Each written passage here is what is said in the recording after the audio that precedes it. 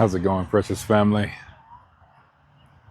My heart was stirred and provoked to talk to you a little bit about vision.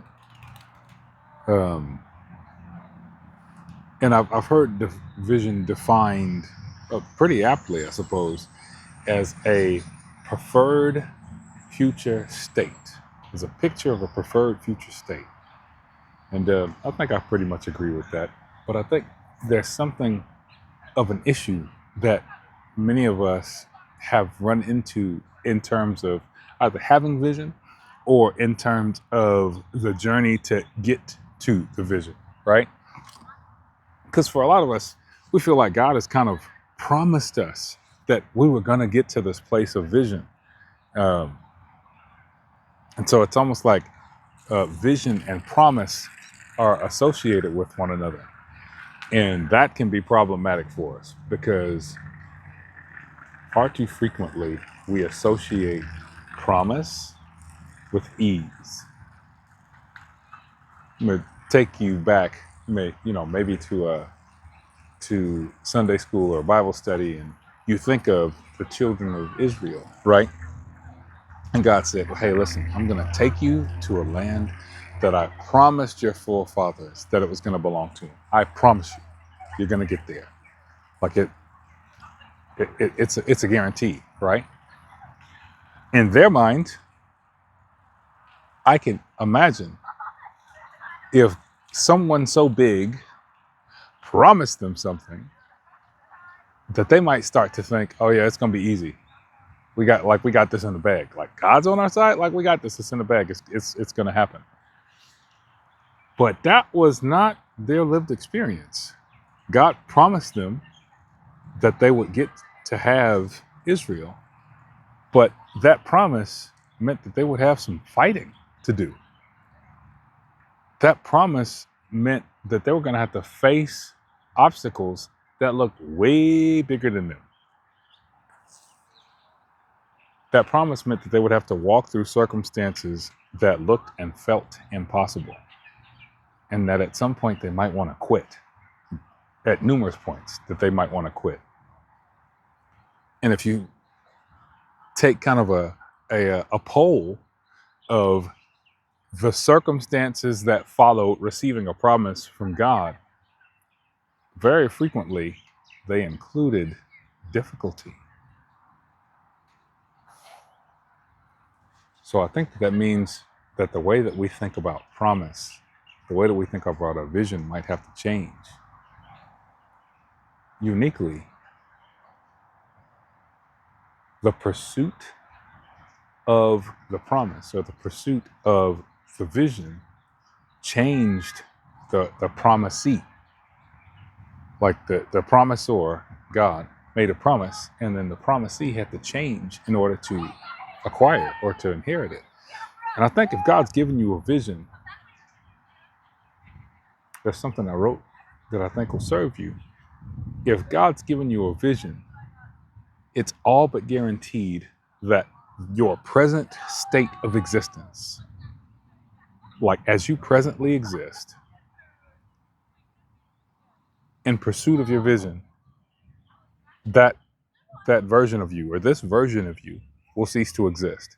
As you pursue the vision that God has for you, there's a part of how you know yourself that will die, that will cease to exist. As you are now, you can't exist in the land of promise, right? In Israel's case, that meant a whole generation of people had to die because, y'all can't inherit the promise. Like if I let y'all in there, you'll mess up the promise. So, dang. But I think that actually gives us a lot of hope because the Lord was so devoted. He was so devoted to them that he said, "I'm going to keep my word to you, but your kids are going to get to inherit this word." I've got a thought that's been percolating in my mind concerning vision and promise for us. Like if God's going to keep his promise to us and he's going to get us to this place of vision, if it's an invitation to partnership and it's an invitation to transformation, then what disciplines do we willingly need to embrace in order to acquire the promise? What skills do we need to willfully acquire and like practice, exercise, so that when we get to the land of promise, we actually get to keep it, right? Like, I don't want to come up to the edge of where my promise is and not be able to walk into it because of my attitude, because of my fear, because that's what kept the generation of Israel away from their land of promise. They had a bad attitude, or the way that they saw it wasn't the same way that God saw it. And so I want to encourage you. I want to provoke our hearts a little bit to really begin to allow our attitudes, our thoughts to come into alignment with His, and to really kind of lean into Him. Like, God, what are you seeing? What do you say about the days ahead? What is the preferred future that you have in mind for me, for my family, for my city, for my nation? Like, what's the preferred future that you have in mind, that's in your heart? And then be ready for Him to transform you.